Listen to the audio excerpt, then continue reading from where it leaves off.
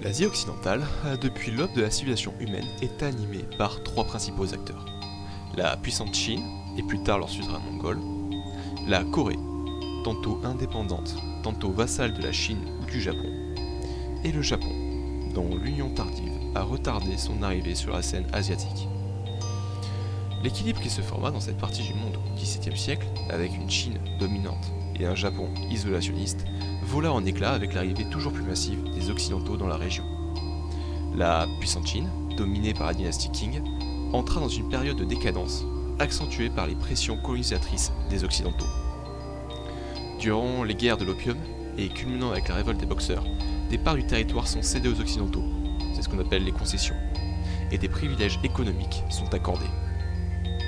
Cette période traumatisante, qui aboutira sur une désintégration de la Chine impériale et sur un demi-siècle de guerre civile, est connue sous le nom de siècle des humiliations, et est encore à la base de la politique de la République populaire de Chine.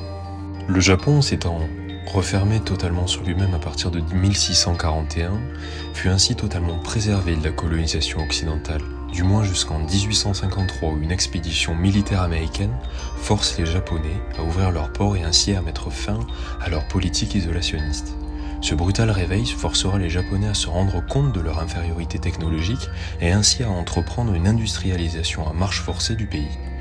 De plus, cet incident finira de convaincre les Japonais de la dangerosité des Occidentaux et bâtira ainsi une idéologie basée sur la libération de l'Asie sous la houlette japonaise. S'ensuivra alors une politique d'extension se faisant au détriment de la Chine, avec la guerre de 1894-1895, qui permettra alors l'annexion de la Corée, alors indépendante, mais plus ou moins sous protectorat chinois. Le Japon gagnera aussi Port Arthur en Mandchourie, mais une intervention diplomatique occidentale l'obligera à la céder à la Russie, ainsi que la Mandchourie du Sud. Cette humiliation de trop, les Occidentaux vont très vite la payer. La guerre russo-japonaise de 1905 sera leur vengeance. La Russie, défaite, aussi bien sur terre que sur mer, doit abandonner ainsi Port Arthur, la Mandchourie du Sud et aussi le sud des îles Sakhalines. Face à cette victoire totale naîtra ainsi un sentiment de supériorité renforcé plus tard par la Première Guerre mondiale et qui donnera en partie lieu à la guerre du Pacifique. Mais avant la Seconde Guerre mondiale, le Japon mènera de nombreux coups de force en Chine, s'emparant du reste de la Mandchourie et de vastes territoires au nord de Pékin. Finalement, cet expansionnisme dans une Chine ravagée par la guerre civile conduira à la Seconde Guerre sino-japonaise de 1937 à 1945 et conduira à la défaite japonaise et à un changement massif dans le paysage géopolitique asiatique.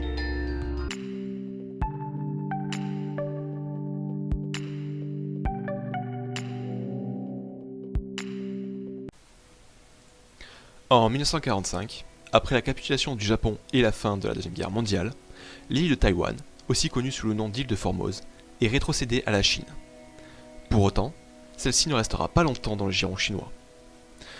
En effet, la guerre civile chinoise, qui oppose les nationalistes aux communistes, tourne rapidement à l'avantage de ces derniers. La victoire des communistes de Mao Tse-tung en 1949 pousse des centaines de milliers de Chinois à s'exiler à Taïwan. Faute de forces navales suffisantes, la République populaire de Chine est dans l'incapacité de prendre l'île, formant de facto deux Chines. La République populaire de Chine sur le continent et la République de Chine sur l'île. Cependant, cette perte de souveraineté n'empêche pas la République de Chine, basée à Taïwan, de conserver sa légitimité internationale, lui permettant de garder son siège au Conseil de sécurité de l'ONU malgré la perte du continent. Ce statut est fortement contesté par la République populaire de Chine. Des liens très étroits se tissent alors entre Taïwan et les États-Unis, faisant de cette île le partenaire de choix américain dans la région. Finalement, le remplacement de Taïwan par la Chine communiste à l'ONU en 1971 et le rapprochement que les Américains effectuent avec Beijing au cours des années 70 contribuent à l'isolement de Taipei sur la scène internationale. Vécue comme une véritable trahison par Taïwan qui avait été de toutes les guerres asiatiques de Washington, celle-ci demeure de plus en plus isolée sur la scène internationale. La République de Chine se lance alors dans un programme nucléaire qui ne fut arrêté que 3 mois avant sa conclusion par de vastes négociations avec Washington. Le traité de défense mutuelle de 1955 est alors réassuré et l'aide économique de 1,5 milliard de dollars annuels viendra couvrir 90% du déficit commercial. En outre, s'ajoutent à cela des passages réguliers de navires de l'US Navy, voire de groupes aéronavals complets dans le détroit de Formose.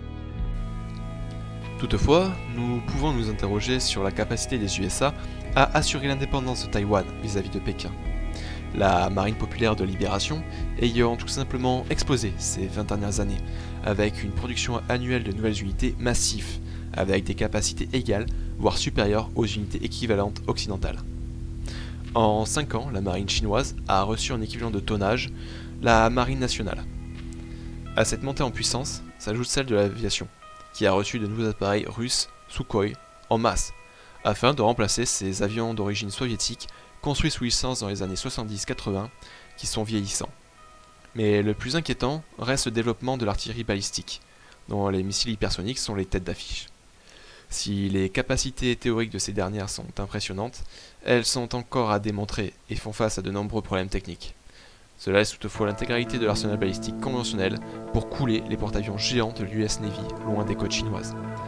Ne pouvant plus assurer la sécurité de ces porte-avions, qui lui assurent la domination du ciel n'importe où sur la planète, l'US Navy ne peut pas se porter efficacement au secours de son allié, du moins tant que ses batteries seront toujours en service, ce qui offrira de longs mois aux forces armées chinoises pour prendre Taïwan.